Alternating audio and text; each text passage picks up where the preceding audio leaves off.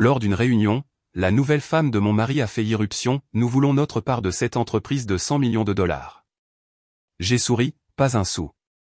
Le lendemain matin, elle s'est vantée, nous avons incendié votre entreprise. Je me suis précipité puis j'ai ri. Je m'appelle Polly, j'ai 36 ans et je suis la fondatrice d'une entreprise technologique valorisée à 100 millions de dollars. Je l'ai bâtie à partir de rien, juste une idée et une détermination pure.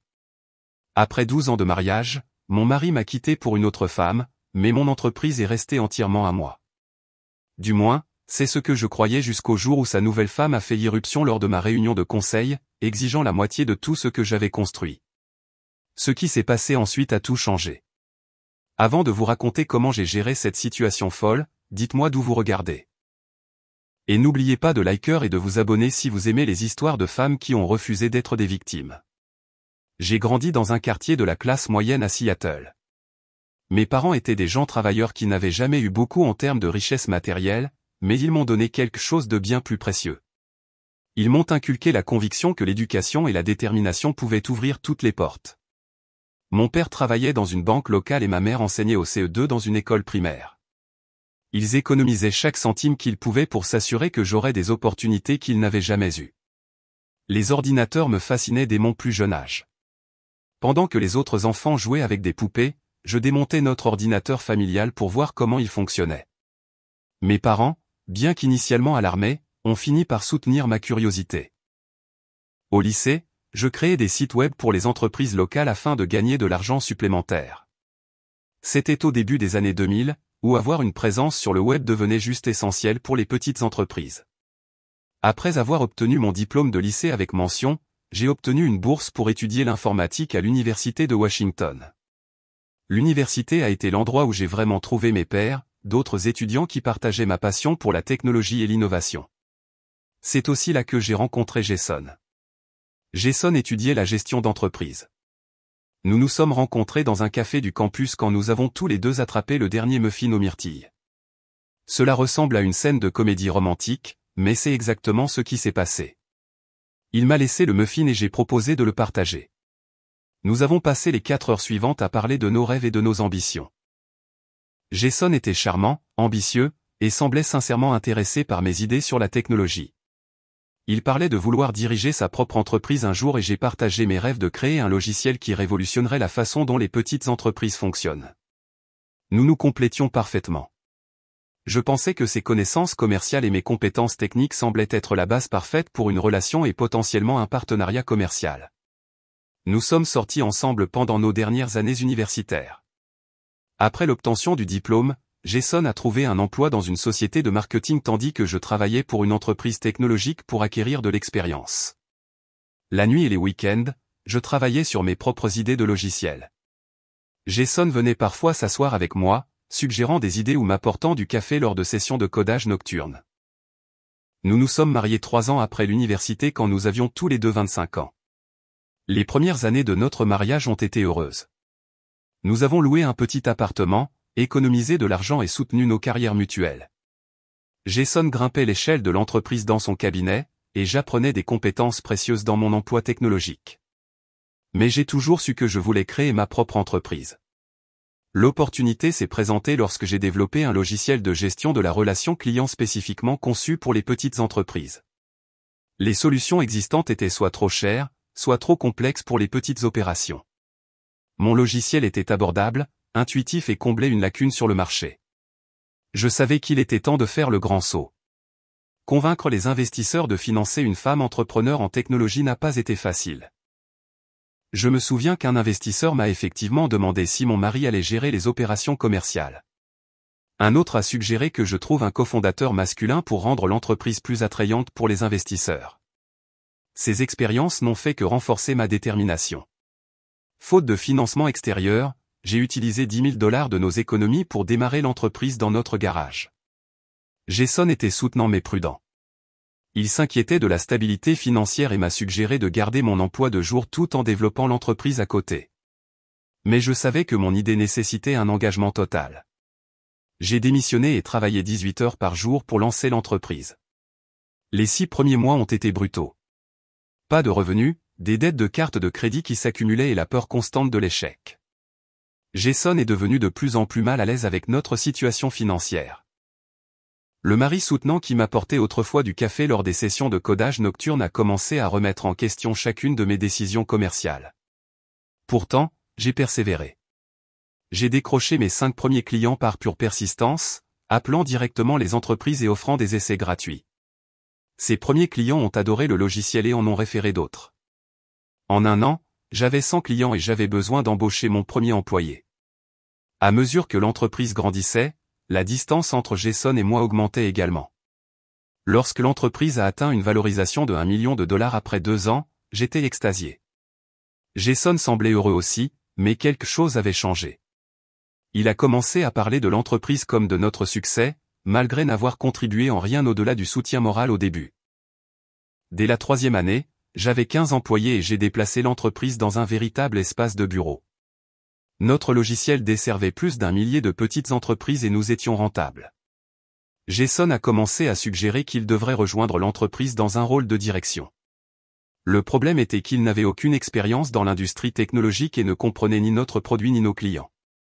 Lorsque je l'ai gentiment expliqué, il l'a pris comme un rejet personnel.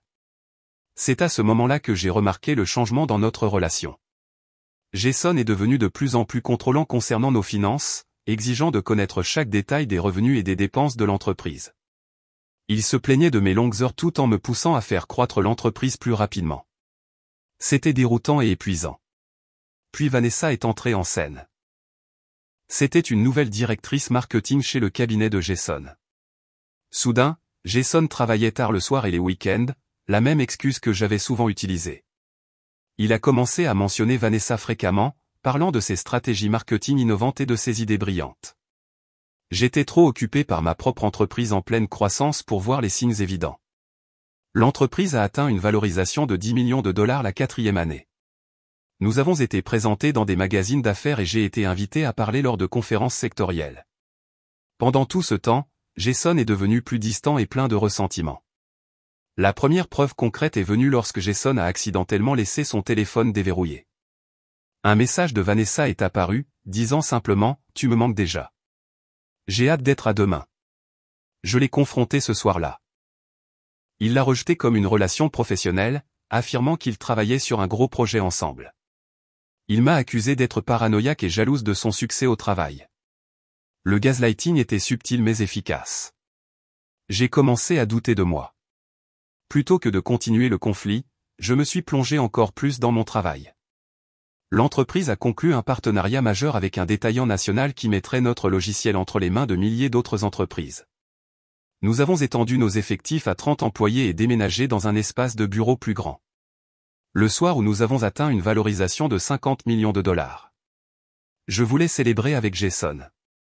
J'avais fait des réservations dans notre restaurant préféré, acheté une bouteille de champagne coûteuse à ouvrir à la maison, et j'avais même quitté le travail plus tôt pour me préparer.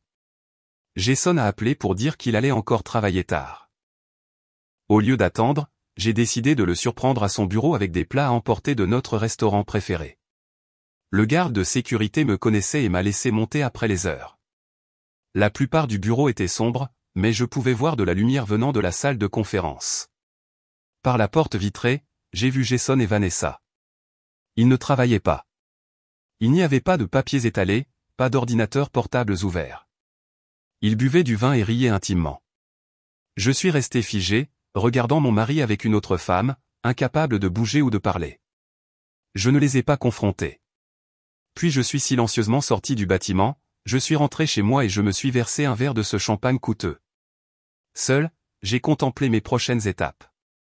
L'entreprise avait besoin de moi, concentré et lucide. Des millions de dollars et des dizaines d'employés dépendaient de mon leadership. Je ne pouvais pas me permettre de m'effondrer. Le lendemain matin, j'ai agi comme si de rien n'était. Je suis allé au travail, j'ai dirigé une réunion de développement de produits et j'ai appelé nos avocats pour discuter calmement de la manière de protéger l'entreprise en cas de divorce. Ce soir-là, lorsque Jason est rentré, je lui ai simplement demandé s'il avait quelque chose à me dire. Son visage disait tout. Il savait qu'il avait été pris. Jason a d'abord essayé de nier l'affaire, affirmant que Vanessa n'était qu'une collègue proche. Mais quand j'ai décrit exactement ce que j'avais vu dans son bureau, sa défense s'est effondrée. Il y a eu un moment de silence avant qu'il n'admette avoir des sentiments pour Vanessa. Pas d'excuses, pas d'explication, juste une confirmation de ce que je savais déjà. Je lui ai demandé de faire sa valise et de partir ce soir-là. Étonnamment, il n'a pas résisté. C'était presque comme s'il était soulagé que la tromperie soit terminée. Je suis resté seul dans notre salon jusqu'au lever du soleil, passant par toutes les émotions, trahison, colère, chagrin, et étrangement, un sentiment de clarté. La distance entre nous avait soudainement pris tout son sens. Les longues soirées, les critiques, le ressentiment envers mon succès, tout cela indiquait un mari qui avait quitté notre mariage il y a longtemps. Le lendemain matin, j'ai appelé mon avocat. J'avais besoin de comprendre ce que signifiait un divorce pour mon entreprise. La préoccupation était légitime. Nous vivions dans un état de bien communautaire où les actifs acquis pendant le mariage sont généralement partagés à parts égales. L'entreprise avait été fondée 2 ans après notre mariage. Mon avocat m'a expliqué que si la loi présumait généralement un partage de 50-50e, certains facteurs pouvaient influencer le résultat. Le fait que Jason n'ait jamais travaillé dans l'entreprise, n'ait pas contribué en capital, et ait eu sa propre carrière séparée seraient tous pris en compte, mais il n'y avait aucune garantie. Cet après-midi-là, j'ai reçu un message de Jason me demandant de le rencontrer pour discuter des prochaines étapes. Nous avons convenu de nous rencontrer dans un lieu neutre, un café calme en centre-ville. Jason est arrivé avec un dossier de documents. Mon cœur s'est serré quand j'ai réalisé qu'il avait déjà consulté un avocat. Il a énoncé clairement ses conditions. Il voulait 50% de l'entreprise. Son raisonnement était que son soutien émotionnel et financier pendant les premières années avait rendu l'entreprise possible. Lorsque j'ai souligné qu'il m'avait activement découragé de quitter mon emploi pour démarrer l'entreprise, il a rejeté cela comme une précaution prudente que tout conjoint responsable exprimerait. J'ai gardé mon sang-froid, me contentant de dire que nous laisserions les tribunaux décider. Alors que je me levais pour partir, Jason m'a attrapé le poignet et a dit quelque chose que je n'oublierai jamais. Tu ne serais rien sans moi. Ton entreprise ne serait rien sans moi. À ce moment-là, j'ai vu un côté de Jason que je n'avais jamais reconnu auparavant. La jalousie et le sentiment de droit l'avaient tordu en quelqu'un que je ne connaissais plus. J'ai doucement retiré sa main et je suis parti, appelant mon avocat depuis la voiture. Les semaines suivantes ont été un tourbillon. Jason a emménagé avec Vanessa, sans même essayer de cacher leur relation énimore. Je me suis plongé dans la collecte de documents pour la bataille juridique à venir, email, registre financier, documents d'entreprise, tout ce qui pourrait aider à établir que l'entreprise était ma création seule. Au cours de ce processus, j'ai découvert quelque chose de troublant. Quelqu'un avait accédé à des fichiers sensibles de l'entreprise en utilisant l'ordinateur familial de Jason, des fichiers contenant des informations exclusives, des listes de clients et des feuilles de route de développement de produits. Les eurodatages d'accès correspondaient aux soirées où Jason prétendait travailler tard. Une enquête plus approfondie a révélé que des informations similaires avaient été envoyées à une adresse email externe, une adresse appartenant à l'un de nos concurrents. J'ai immédiatement appelé notre équipe de cybersécurité pour sécuriser tous les systèmes et contacter mon avocat avec cette nouvelle information. Les procédures de divorce ont pris un tournant inattendu lorsque nous avons présenté des preuves que Jason avait potentiellement partagé des informations confidentielles de l'entreprise avec des concurrents. Ses avocats ont vigoureusement nié les allégations, mais les preuves numériques étaient convaincantes. Le juge a ordonné un examen médico-légal de tous les appareils. Les résultats ont été accablants. Non seulement Jason avait accédé à des informations confidentielles, mais il y avait des échanges de mails entre lui et un concurrent discutant de la valeur de ces informations.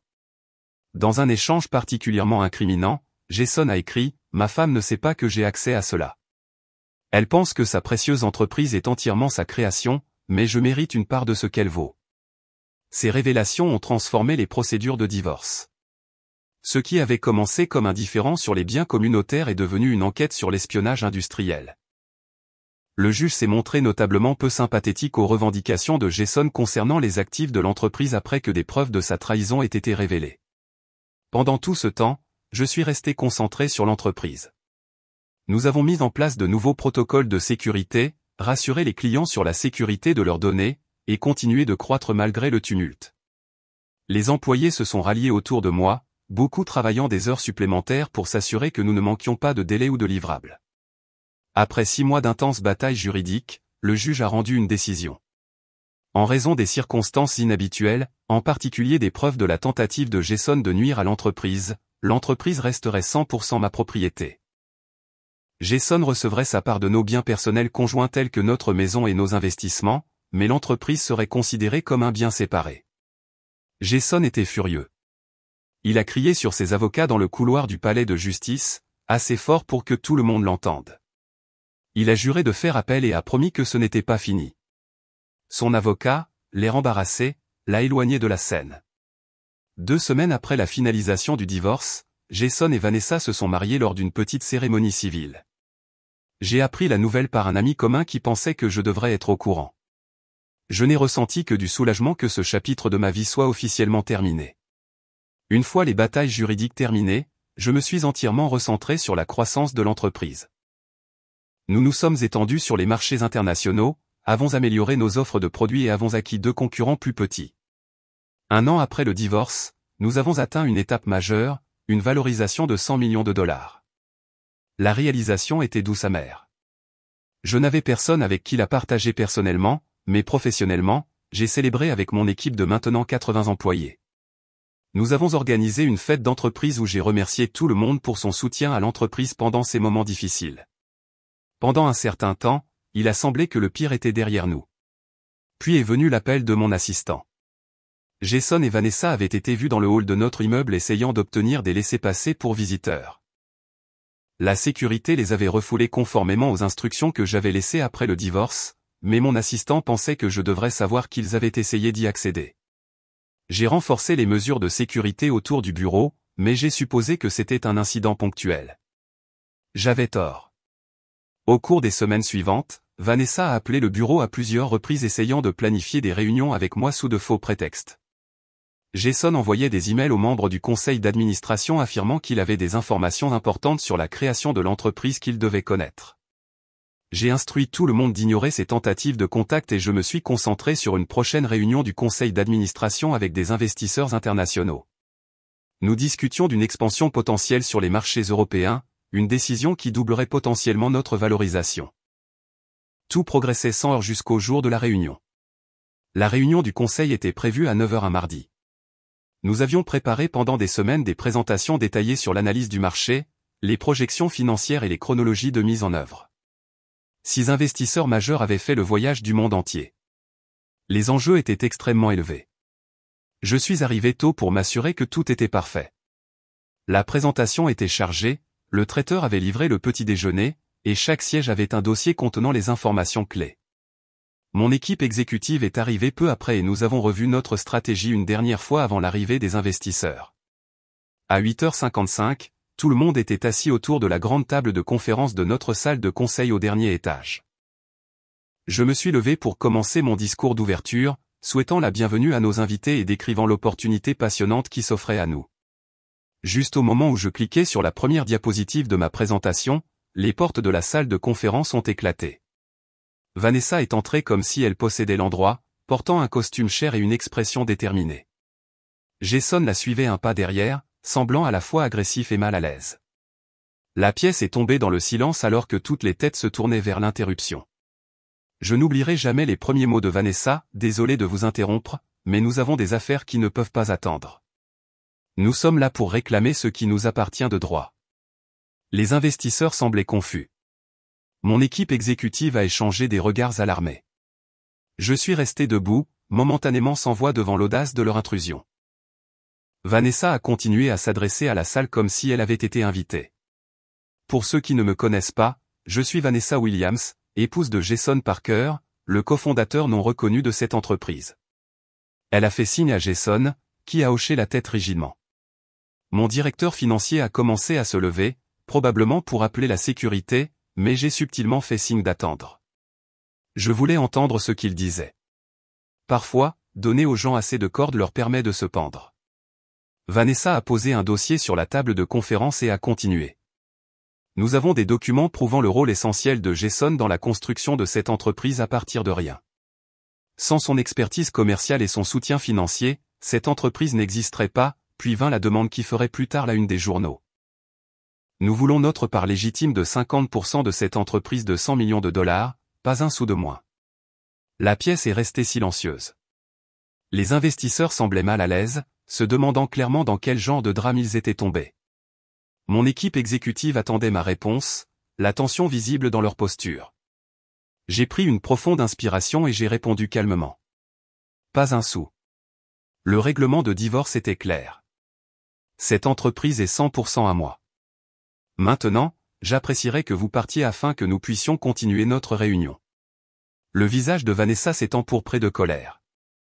Elle a ouvert le dossier et a commencé à jeter des documents sur la table. Se prouve la contribution de Jason. Échange de mai sur la stratégie commerciale, relevé bancaire montrant des fonds ménagers soutenant l'entreprise dans ses premières années. Photo du garage où tout a commencé, qui faisait partie d'une maison que vous possédiez conjointement. J'ai gardé mon sang-froid, bien qu'à l'intérieur je bouillais. Les documents qu'elle affichait avec tant de dramaturgie étaient soit sortis de leur contexte, soit sans pertinence.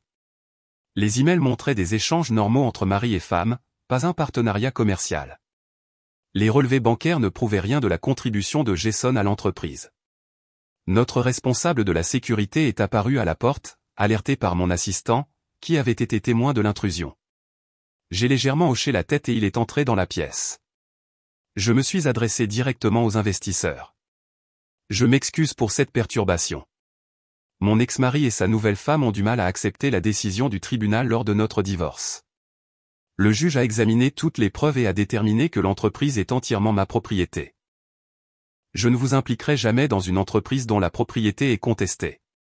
Vanessa n'était pas découragée. Elle s'est tournée vers les investisseurs. Lui a-t-elle dit comment elle a évincé Jason? Comment elle a pris ses idées et les a revendiquées comme les siennes? Lui a-t-elle dit les sacrifices qu'il a faits pour qu'elle puisse jouer à l'entrepreneur? Jason a finalement parlé, sa voix moins confiante que celle de Vanessa. J'étais là dès le premier jour. J'ai soutenu cette entreprise avec mes revenus pendant qu'elle perdait de l'argent. Je mérite la reconnaissance et la compensation. J'ai fait signe à la sécurité, veuillez raccompagner ces personnes dehors. Elles ne sont pas les bienvenues ici. Alors que la sécurité approchait, Vanessa est devenue plus agitée. Ce n'est pas fini. Nous allons le porter aux médias. Nous allons repoursuivre en justice. Tout le monde connaîtra la vérité sur Polly Parker et comment elle a bâti son succès sur le vol et les mensonges. Jason lui a attrapé le bras, semblant essayer de la calmer, mais elle l'a repoussé. Les agents de sécurité les ont escortés fermement mais professionnellement vers la porte. Vanessa a continué à crier des accusations pendant qu'ils sortaient, sa voix s'estompant dans le couloir. Une fois qu'ils sont partis, je me suis tourné vers la pièce stupéfaite. Je m'excuse pour ce drame inattendu. Laissez-moi vous assurer que la propriété de cette entreprise n'est pas légalement contestée. Je suis heureuse de partager les documents judiciaires confirmant cela si cela peut vous rassurer. Un investisseur, un monsieur distingué de Singapour, a pris la parole. Peut-être devrions-nous reporter. Cela semble être une situation compliquée. J'ai pris un moment pour me reprendre avant de répondre. Je comprends votre préoccupation, mais je peux vous assurer qu'il ne s'agit simplement que de l'action désespérée de mon ex-mari et de sa nouvelle femme. Le tribunal a examiné attentivement toutes les preuves et a statué définitivement que l'entreprise m'appartient uniquement. Leurs revendications n'ont aucun fondement juridique. Je serais heureuse que nos avocats fournissent la documentation confirmant cela. Mon directeur juridique a ajouté, j'ai personnellement géré les procédures de divorce. Le juge a été très clair, l'entreprise appartient entièrement à Polly. Il n'y a aucune base légale pour toute réclamation qu'il pourrait faire. Progressivement, la tension dans la pièce s'est estompée. Nous sommes retournés à notre présentation, bien que je puisse dire que les investisseurs étaient encore en train d'assimiler ce qu'ils avaient vu. Pour être juste, ils se sont engagés professionnellement avec nos plans d'expansion, posant des questions réfléchies sur les stratégies d'entrée sur le marché et les projections de revenus. À la fin de la réunion, nous avions des accords préliminaires de 4 des 6 investisseurs. Pas idéal, mais compte tenu des circonstances, pas une catastrophe totale non plus. Alors que tout le monde sortait, mon équipe exécutive est restée derrière. Mon directeur des opérations a parlé le premier. Avons-nous besoin de nous inquiéter de cela? J'ai soupiré. Renforçons la sécurité pendant un moment et demandons aux services juridiques d'examiner toutes nos protections. Mais non, l'entreprise est légalement sécurisée. C'était un coup désespéré. Après le départ de tout le monde, je me suis assis seul dans la salle de bal vide, repassant la confrontation dans mon esprit.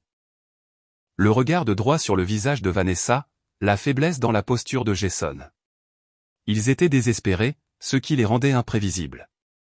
Ce soir-là, j'ai appelé notre responsable de la sécurité et demandé des mesures supplémentaires dans toutes les installations de l'entreprise. J'ai également demandé à notre département informatique de revoir nos protocoles de cybersécurité. Quelque chose me disait que cette confrontation n'était que le début. Mon instinct s'est avéré correct lorsque mon téléphone a sonné à 23h30 cette nuit-là. C'était un numéro que je ne reconnaissais pas, mais j'ai répondu de toute façon. C'était Vanessa. Tu penses avoir gagné aujourd'hui, mais ce n'est que le début. Tu n'as aucune idée de ce dont nous sommes capables. J'aurais dû raccrocher, mais la curiosité a pris le dessus.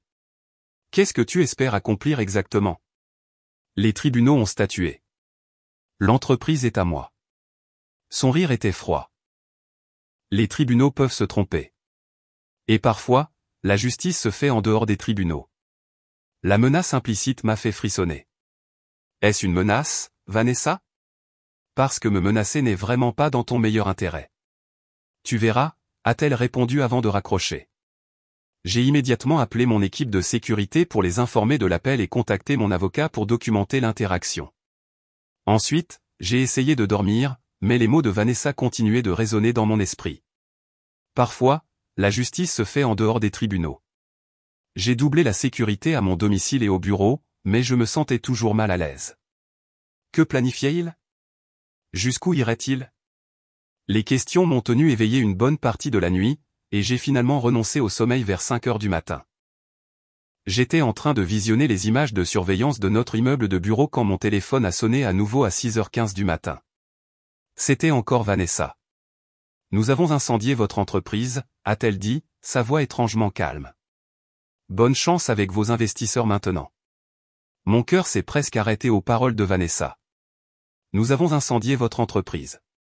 J'ai immédiatement appelé le 911 tout en essayant simultanément de contacter notre équipe de sécurité.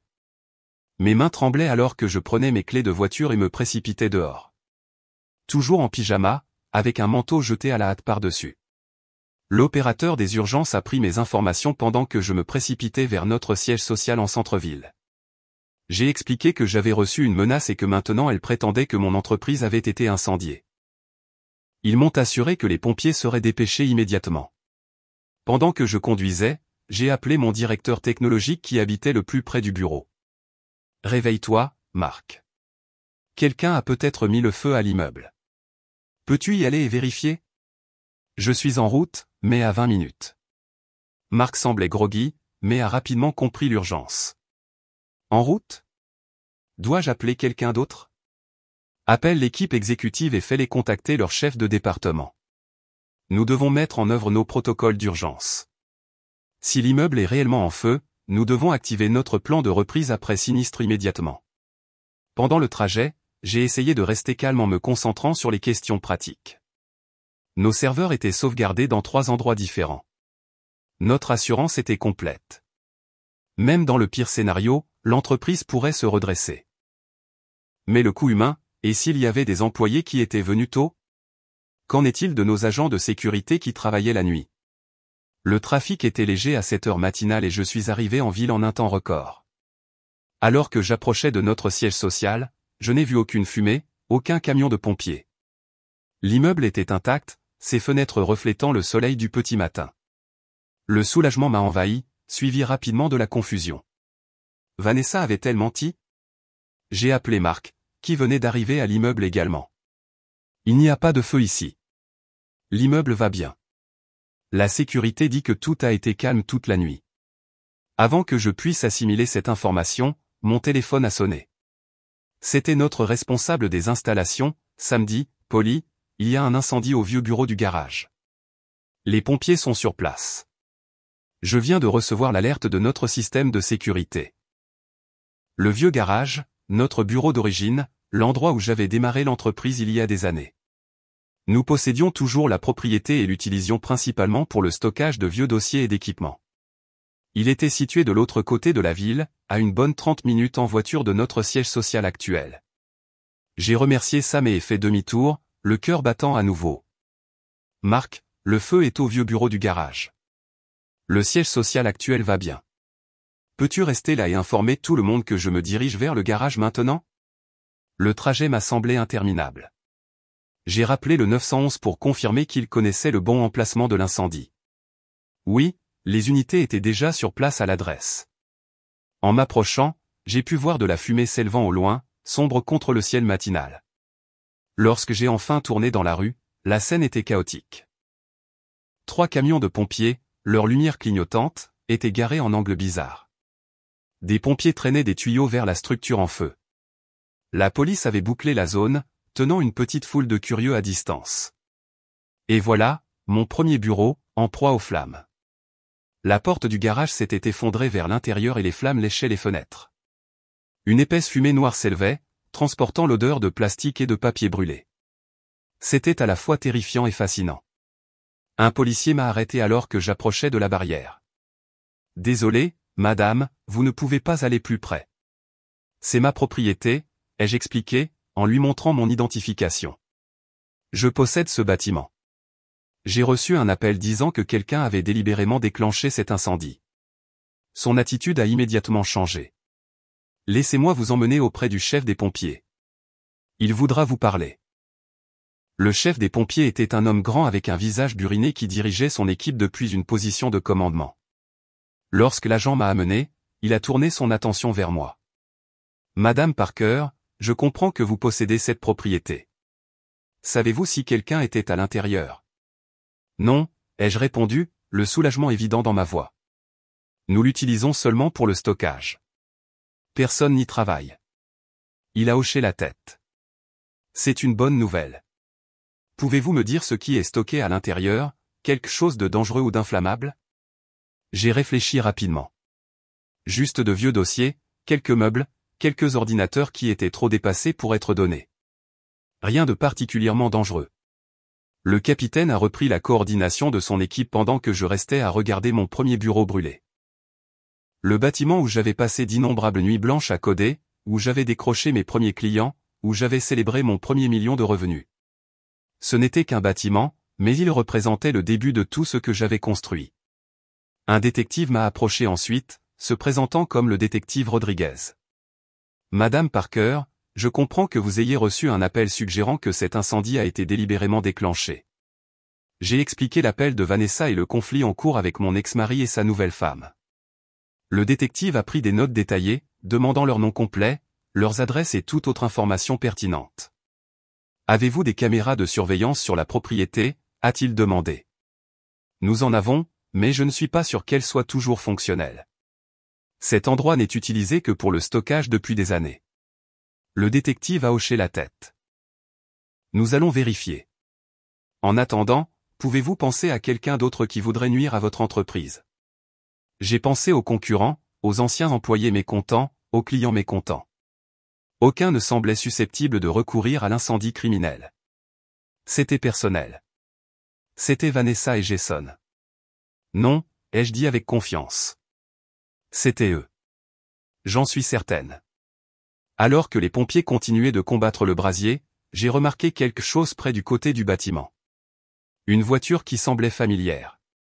Je l'ai signalée au détective. Cette berline argentée, elle ressemble à celle que conduit Jason. Le détective a immédiatement dépêché des officiers pour examiner le véhicule. Elle était garée juste assez loin pour éviter les soupçons, mais assez près pour observer les résultats de leur œuvre. Une erreur de débutant. L'incendie a finalement été maîtrisé, bien que le garage ait été largement détruit. Alors que je restais à regarder les pompiers travailler, mon téléphone a commencé à sonner constamment. Les nouvelles de l'incendie s'étaient répandues. Des membres du conseil, des employés et des investisseurs voulaient tous des informations. Je me suis éloigné pour prendre les appels, assurant à tout le monde que nos principales opérations n'étaient pas affectées. C'était un incident isolé dans une installation de stockage, pas notre siège social. L'entreprise continuerait comme d'habitude. Quand je suis revenu, le détective avait des nouvelles. La berline argentée était enregistrée au nom de Jason Parker, et nous avons trouvé ceci dans les buissons à proximité. Il a tenu un sac de preuves contenant des bidons d'essence vides. Et il y a une odeur de parfum distincte dessus. Un parfum plutôt cher, je dirais. Vanessa portait un parfum français distinctif. C'était l'une de ses vanités. Elle avait souvent commenté à quel point il était mélangé sur mesure juste pour elle. Le détective a poursuivi, nous traitons la scène pour les empreintes digitales et autres preuves. Une entreprise voisine avait des caméras de surveillance qui pourraient avoir capturé des images des suspects. Nous examinerons ces images immédiatement. J'ai fourni les coordonnées de notre équipe de sécurité d'entreprise qui coopérerait pleinement à l'enquête. Alors que je me préparais à partir, le détective a offert un conseil. Madame Parker, compte tenu des circonstances, vous pourriez vouloir envisager une sécurité supplémentaire pour vous-même, pas seulement pour votre entreprise. J'ai hoché la tête, la réalité de la situation s'installant. Vanessa et Jason avaient franchi une ligne, passant du harcèlement à l'activité criminelle. Ils avaient détruit des biens et auraient pu potentiellement blesser des personnes si l'incendie s'était propagé au bâtiment voisin. En rentrant chez moi, j'ai appelé mon assistant pour annuler tous mes rendez-vous de la journée. J'avais besoin de temps pour assimiler ce qui s'était passé et élaborer une stratégie de réponse. Quand je suis arrivé chez moi, j'ai immédiatement activé le système d'alarme et vérifié que toutes les portes et fenêtres étaient sécurisées. Mon téléphone a sonné à nouveau. C'était notre bureau principal. Polly, les investisseurs appellent. Ils ont vu des reportages sur un incendie dans une installation de l'entreprise. Ils sont préoccupés. Dites-leur que j'organiserai une vidéoconférence à midi pour répondre à toutes leurs questions. Soulignez que nos principales opérations ne sont absolument pas affectées et qu'il semble s'agir d'une attaque ciblée liée à ma situation personnelle, pas à un problème commercial. Après avoir raccroché, je me suis assise à ma table de cuisine et j'ai mis ma tête dans mes mains. L'adrénaline s'estompait, me laissant épuisée et émotive. Mon entreprise avait été attaquée. Mon histoire avait été brûlée. Ce n'était plus seulement du harcèlement ou des fausses accusations. C'était criminel. Mais alors que j'étais assise là, quelque chose d'inattendu s'est produit. Un sentiment de calme déterminé m'a envahi. Ils avaient essayé de me blesser en incendiant le garage. Mais ce faisant, ils avaient commis une erreur critique. Ils m'avaient donné la preuve dont j'avais besoin pour les arrêter une fois pour toutes. J'ai pris une douche, je me suis habillé professionnellement et je me suis préparé pour la vidéoconférence avec les investisseurs. Au moment où je me suis assise devant mon ordinateur, un plan clair se formait dans mon esprit. Vanessa et Jason venaient de me donner les moyens de mettre fin à leurs menaces de manière permanente. La vidéoconférence s'est mieux passée que prévu. Au lieu de cacher la situation, j'ai été transparente sur ce qui s'était passé et sur les mesures prises. Les investisseurs ont apprécié mon honnêteté et mon leadership calme face à une attaque aussi personnelle. Les 6 ont confirmé qu'ils étaient toujours engagés dans nos plans d'expansion. Alors que je terminais l'appel, ma sonnette a retenti. À travers la caméra de sécurité, j'ai pu voir le détective Rodriguez se tenir sur mon porche. Je l'ai fait entrer, curieuse de savoir quelles nouvelles informations il pourrait avoir. Madame Parker, nous avons fait des progrès significatifs dans l'enquête. Les images de surveillance de l'entreprise voisine montrent clairement 2 individus correspondant aux descriptions de Jason Parker et Vanessa Williams entrant dans votre propriété vers 3 heures du matin. Ils portent ce qui semble être des bidons d'essence. 45 minutes plus tard, ils sont vus courant vers la berline argentée et s'en éloignant. Peu de temps après, les premiers signes d'incendie sont visibles. Le soulagement et la vindication m'ont envahi. Avez-vous assez pour les arrêter? Il a hoché la tête. Nous obtenons actuellement des mandats d'arrêt. Je voulais vous en informer personnellement et vous demander si vous avez subi d'autres menaces ou contacts de leur part depuis l'incendie. Juste les investisseurs qui appellent après avoir vu des reportages, ai-je répondu, mais rien directement de Jason ou Vanessa. Le détective m'a donné son numéro direct et m'a assuré qu'il me tiendrait informé de l'affaire. Alors qu'il partait, j'ai ressenti un poids s'alléger. Ils seraient arrêtés. Il y aurait des conséquences pour leurs actions. Mais je savais que les conséquences légales pourraient ne pas suffire. Je devais m'assurer qu'ils ne pourraient plus jamais me menacer, ni menacer mon entreprise. J'avais besoin d'une stratégie plus globale, et je commençais à en former une. Le matin après l'incendie, j'ai convoqué une réunion d'urgence avec mon équipe exécutive et le service juridique. Nous nous sommes réunis dans notre salle de conseil du siège social, la même pièce où Vanessa et Jason avaient fait leur apparition dramatique quelques jours auparavant. J'ai commencé la réunion en mettant à jour tout le monde sur l'enquête sur l'incendie et les arrestations imminentes. Notre directrice juridique, Sarah, a pris des notes détaillées pendant que je parlais. Quand j'ai fini, elle a été la première à répondre. Cela nous donne des motifs pour des ordonnances de protection, des poursuites pénales et des poursuites civiles pour dommages. Nous pouvons nous assurer qu'ils ne s'approchent plus jamais de vous ou de l'entreprise. Notre responsable de la sécurité, Robert, a ajouté, nous devrions mettre en place des protocoles de sécurité complets dans toutes les installations immédiatement. Système de carte d'accès, personnel de sécurité supplémentaire aux entrées. J'ai hoché la tête en signe d'accord, puis j'ai partagé ma stratégie en développement. Je veux faire plus que simplement réagir défensivement. Je veux y mettre fin définitivement. Au cours des 2 heures suivantes, nous avons développé une approche multifacette. L'équipe juridique poursuivrait tous les recours juridiques disponibles. La sécurité renforcerait la protection de notre personnel et de nos installations, et je travaillerai avec une petite équipe de confiance sur un projet spécial. Après la réunion, Sarah est restée avec 3 de nos avocats les plus fiables. Je veux que vous examiniez tous les documents que Jason a jamais signés pendant notre mariage, en particulier tout ce qui concerne l'entreprise. L'équipe s'est mise au travail immédiatement, fouillant des années de paperasse. En fin d'après-midi, Sarah est revenue à mon bureau avec un sourire triomphant. Nous avons trouvé quelque chose. Lors de votre 2e levée de fonds, Jason a signé un formulaire de consentement de conjoint qui comprenait une clause renonçant à toute prétention future sur la propriété de l'entreprise. C'était un formulaire standard que nos investisseurs exigeaient, mais sa signification était maintenant énorme. J'ai examiné le document, me souvenant du jour où Jason l'avait signé. Il s'était plaint de la paperasse, mais l'avait signé quand même, sans prendre la peine de lire les détails. Ce seul document sapait tout ce que Vanessa et Jason prétendaient maintenant. Mais il y avait plus. Notre équipe de sécurité informatique avait examiné les anciens emails de l'entreprise dans le cadre de notre enquête. Ils ont découvert quelque chose d'intéressant. Des emails que Jason avait envoyés il y a des années reconnaissant explicitement que l'entreprise était uniquement ma création. Dans un email particulièrement accablant à son ami, Jason avait écrit « Polly se tue à bâtir cette entreprise. Je lui dis d'embaucher plus d'aide, mais elle insiste pour tout faire elle-même. C'est son bébé à 100%.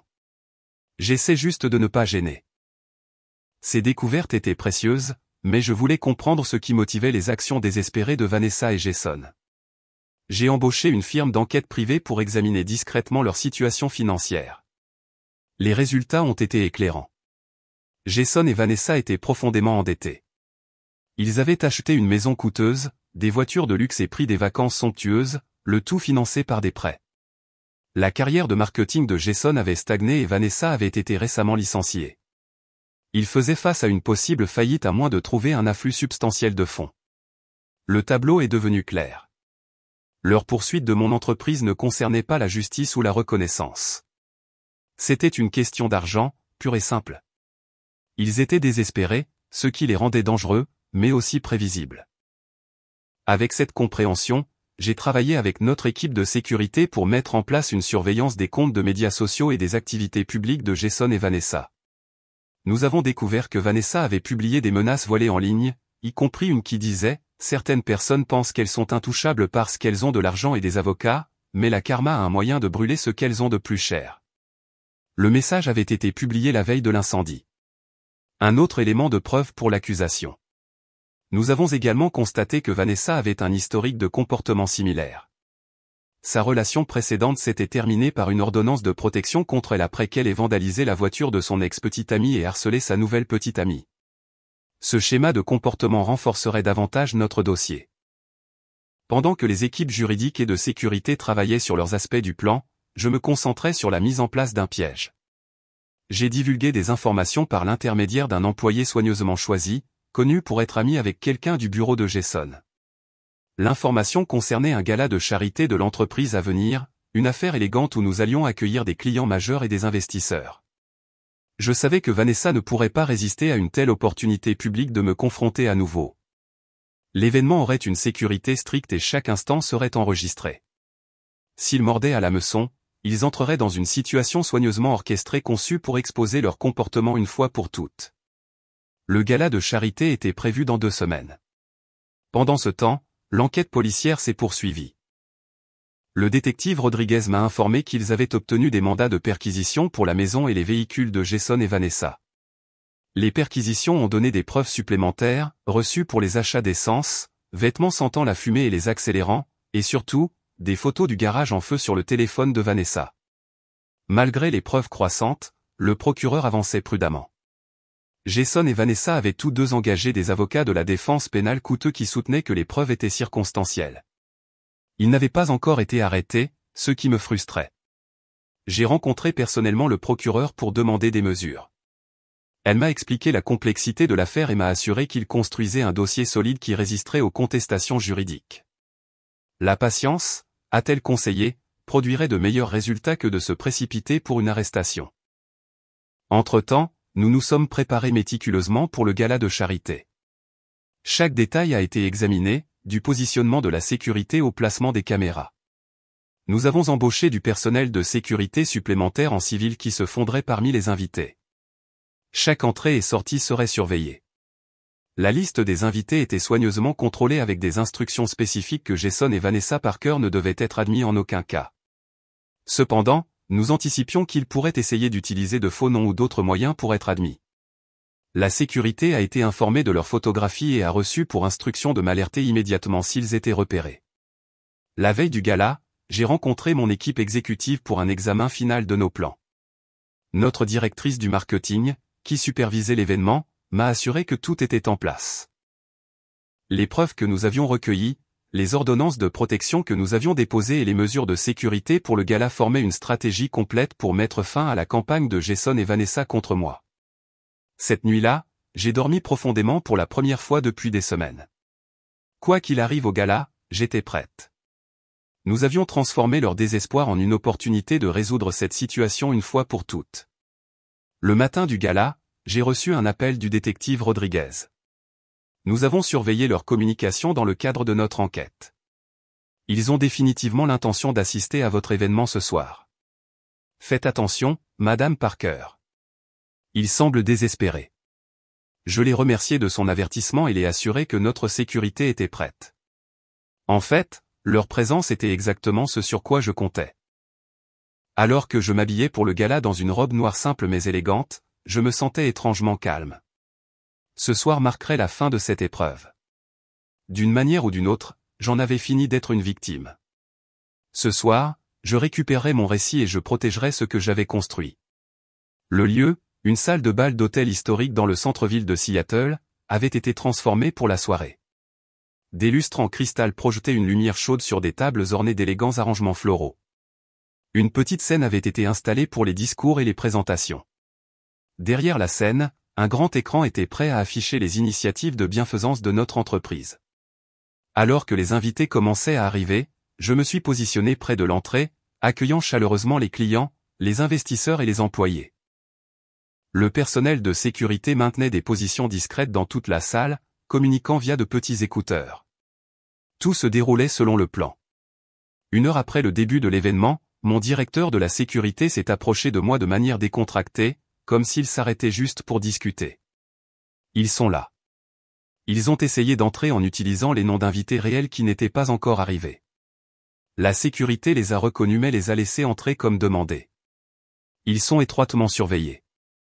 J'ai hoché la tête, en maintenant mon sourire pour les invités proches. Parfait. Procédez comme prévu. La soirée s'est poursuivie avec le dîner et des conversations décontractées. J'aperçus Jason et Vanessa assis à une table près du fond, me regardant.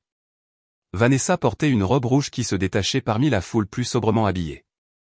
Jason semblait mal à l'aise, tripotant sa cravate et son argenterie. À 21h30, je me suis approché de la scène pour mon discours prévu. Alors que je prenais place au pupitre, je pouvais sentir le regard de Vanessa sur moi. C'était le moment qu'elle attendait, et je m'apprêtais à lui donner exactement ce qu'elle voulait, mais pas de la manière dont elle s'y attendait. Mesdames et messieurs, merci de vous joindre à nous ce soir pour soutenir la Technology Education for Girls Foundation. Votre générosité aidera la prochaine génération d'entrepreneurs à réaliser leurs rêves sans certains des obstacles que j'ai rencontrés au début de mon parcours. J'ai continué mon discours préparé, discutant du travail de la fondation et de l'engagement de mon entreprise à la soutenir. Pendant ce temps, j'ai gardé un œil sur Vanessa, qui chuchotait à Jason et devenait visiblement agitée. Elle s'attendait à un discours axé sur les affaires où elle pourrait créer une scène concernant la propriété de l'entreprise. Mon attention portée à la charité déraillait son plan. Alors que je terminais la partie formelle de mon discours, j'ai fait une pause, puis j'ai ajouté, avant de continuer la soirée, je voudrais aborder quelque chose de personnel. Comme certains d'entre vous le savent peut-être, j'ai récemment traversé des situations malheureuses liées à mon divorce. La salle est devenue silencieuse. Ce n'était pas dans le programme imprimé et l'inattendu de la chose a captivé l'attention de tous. Je crois en la transparence et en l'affrontement direct des défis. Donc, je tiens à reconnaître que mon ex-mari et sa nouvelle femme sont ici ce soir, bien qu'ils n'aient pas été invités.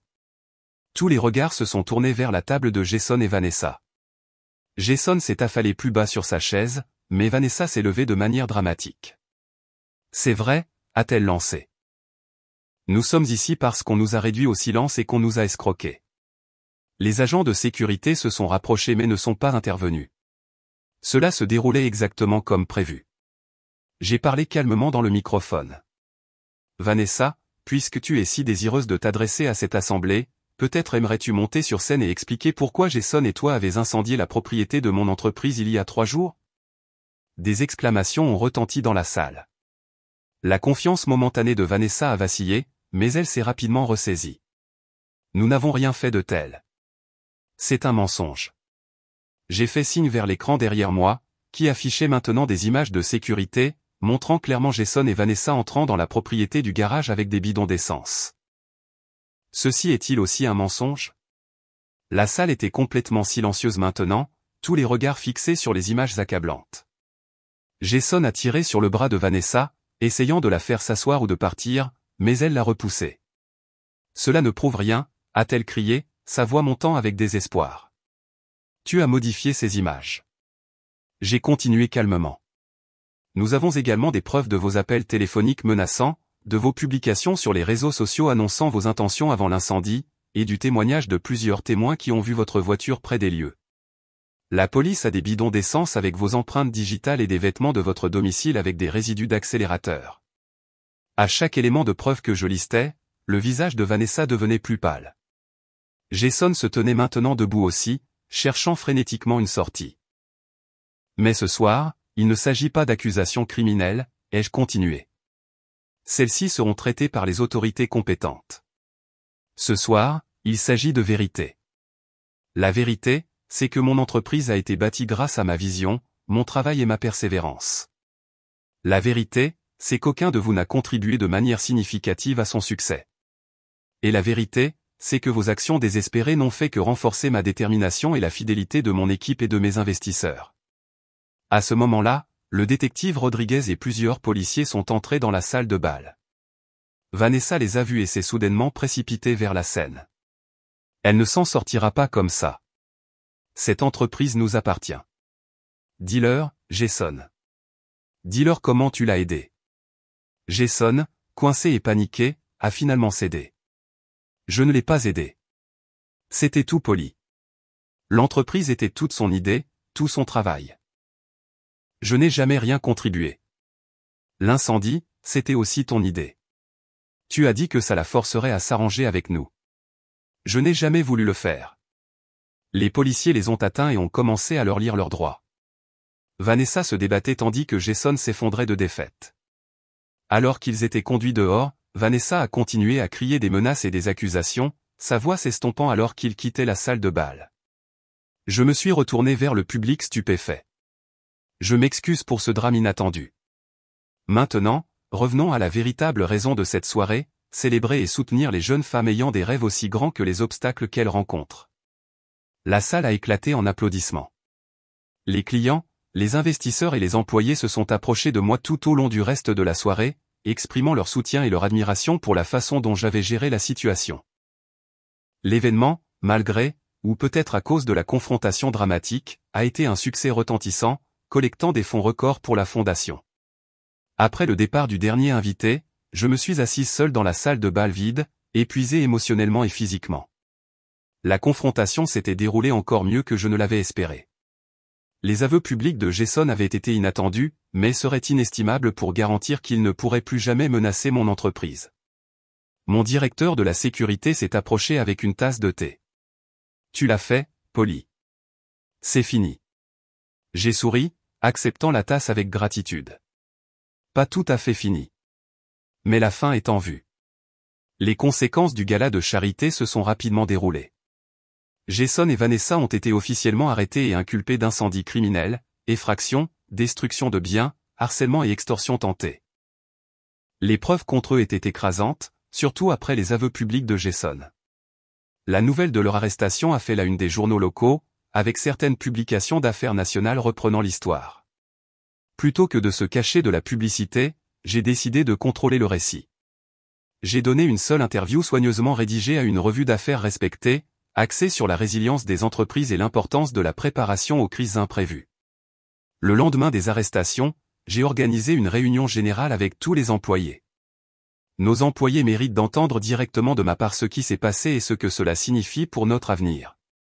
Debout devant 200 employés dans notre plus grande salle de conférence, avec des centaines d'autres se joignant à distance depuis d'autres sites, j'ai ressenti une vague de gratitude pour leur loyauté pendant cette épreuve.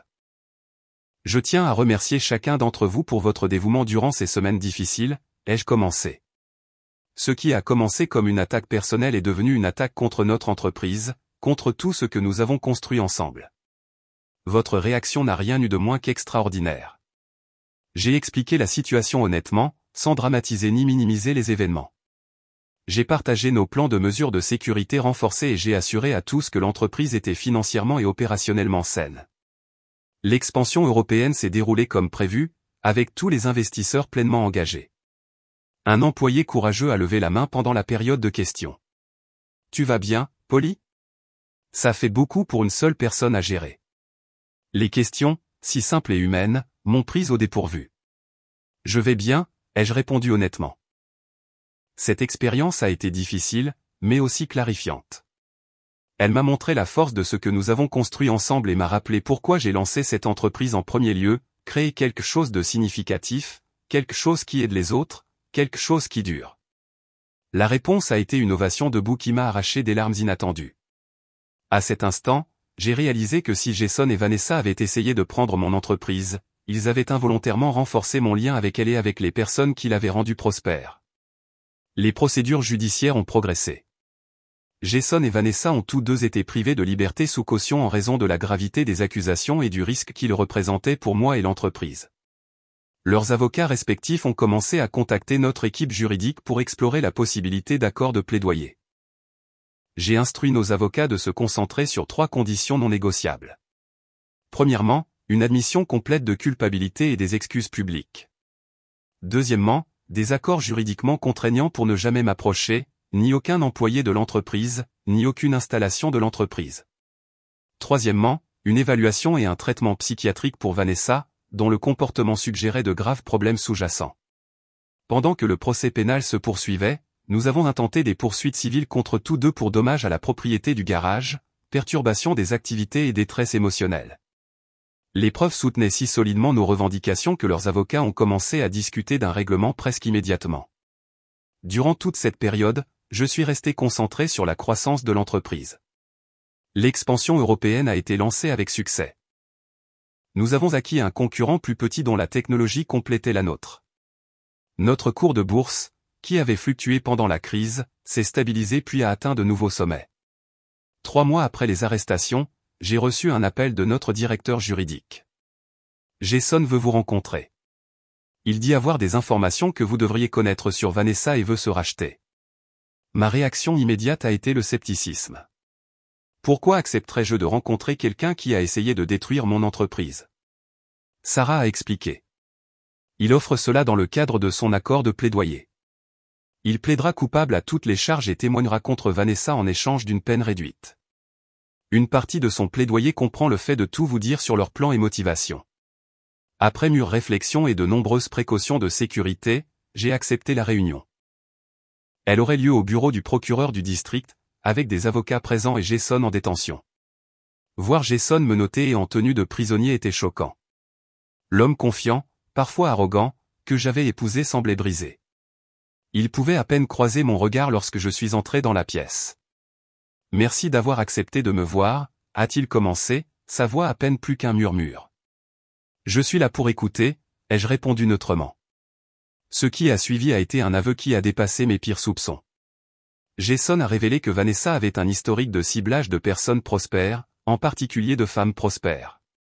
Elle m'avait fait des recherches approfondies avant même de rencontrer Jason, l'identifiant comme un moyen potentiel d'accéder à ma richesse. Leur relation avait été calculée dès le début, Jason étant soit un complice consentant, soit un pion manipulé, selon les parties de son histoire que vous croyez. Le plus troublant a été la révélation de Jason que l'incendie du garage n'était que le début. Vanessa avait des projets pour cibler ensuite notre siège social principal sans se soucier des employés qui pourraient être à l'intérieur. Elle avait également compilé des informations personnelles sur moi et plusieurs cadres clés, prévoyant de les utiliser pour le harcèlement et l'intimidation. « Je dois vous faire savoir à quel point je suis désolé », a dit Jason à la fin de son aveu. « J'étais faible, cupide et jaloux de ton succès. Ce que nous avons fait est impardonnable. » Je suis restée silencieuse, assimilant tout ce qu'il avait dit. Ses excuses semblaient sincères, mais elles ne changeaient rien au tort qu'ils avaient causé ou tenté de causer. « J'apprécie votre honnêteté », ai-je finalement répondu. Cela contribuera à garantir que les mesures de sécurité appropriées restent en place. Alors que je me levais pour partir, Jason a posé une dernière question. « Peux-tu jamais me pardonner ?» J'ai réfléchi attentivement à la question. Le pardon n'était pas quelque chose que je pouvais offrir à ce moment-là. Ce n'était pas non plus quelque chose qu'il avait gagné simplement en avouant sous la pression des accusations criminelles. Le pardon est un processus, pas un événement, lui ai-je dit. Pour l'instant, je me concentre sur la poursuite de ma vie et de mon entreprise. Peut-être qu'un jour le pardon fera partie de ce voyage. Mais aujourd'hui, le plus important est que justice soit rendue et que vous ne puissiez plus jamais menacer ce que j'ai construit. Jason a hoché la tête, comprenant les limites que j'avais fixées. Alors que je quittais la réunion, je n'ai ressenti aucune satisfaction ni vindicte, juste un calme soulagement que ce chapitre touche à sa fin. Les affaires judiciaires se sont résolues dans l'année.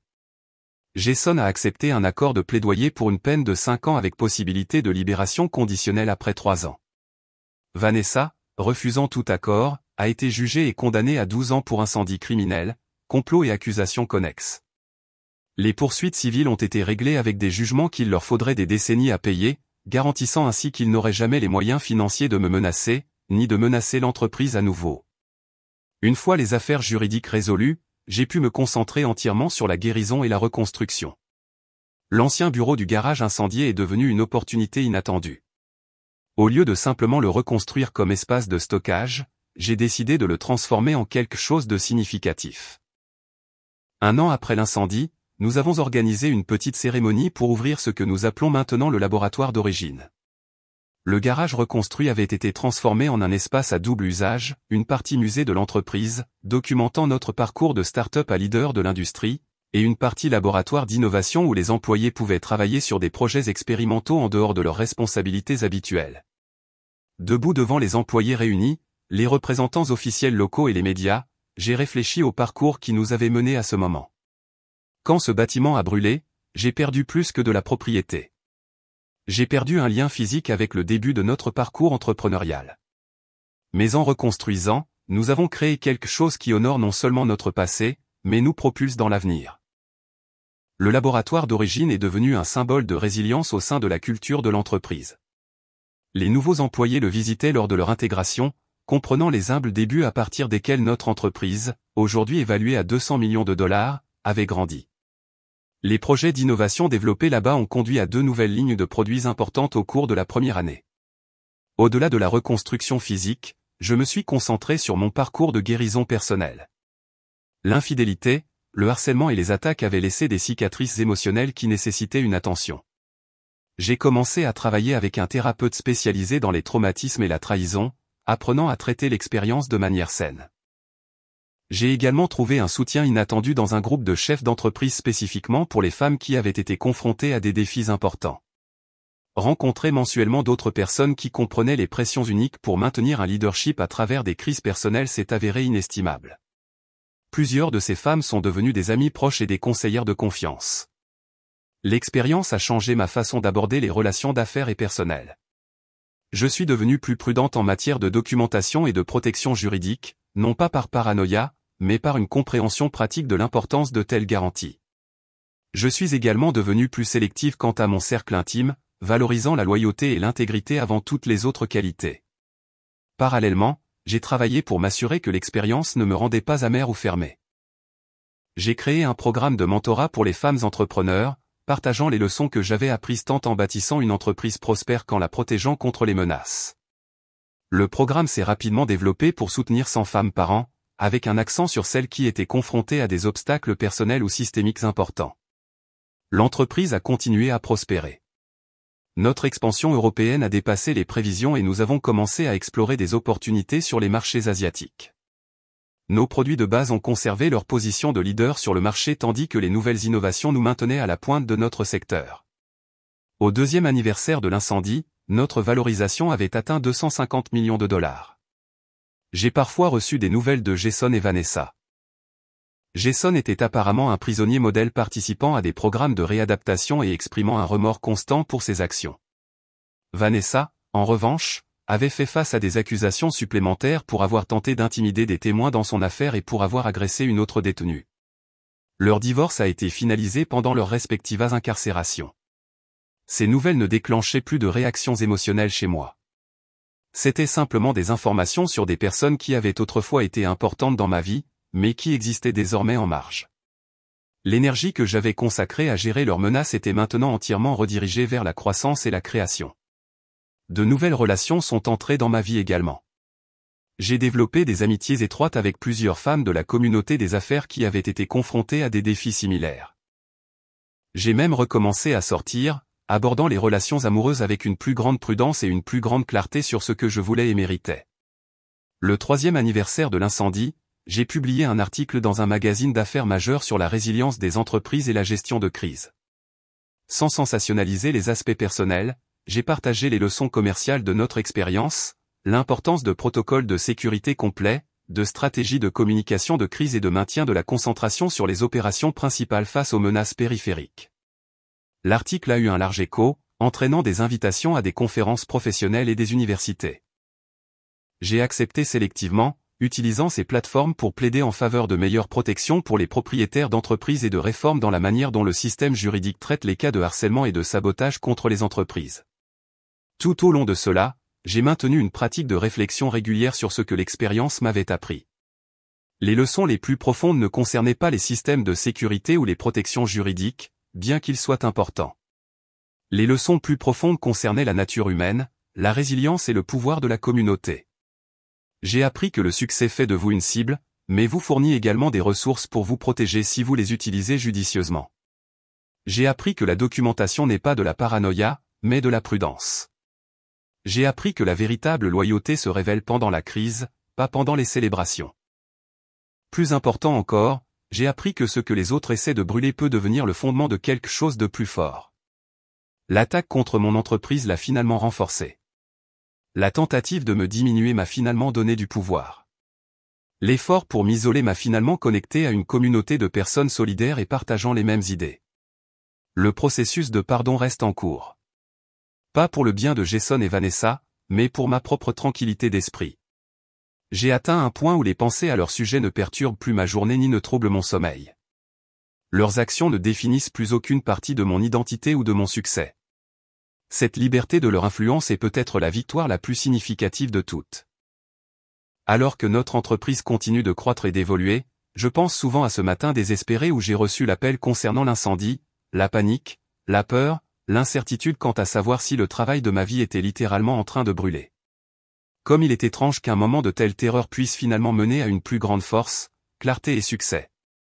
La vie suit rarement les chemins que nous attendons.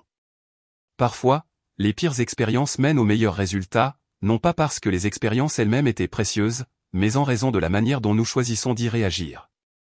L'entreprise qui existe aujourd'hui n'est pas prospère malgré ce qui s'est passé, mais à certains égards grâce à cela. Les défis ont forcé l'innovation, renforcé la culture de notre équipe et clarifié nos valeurs d'une manière qui n'aurait peut-être jamais eu lieu autrement. Quelque chose de précieux dans votre vie a-t-il jamais été menacé ou attaqué? Comment avez-vous réagi et qu'avez-vous appris de cette expérience?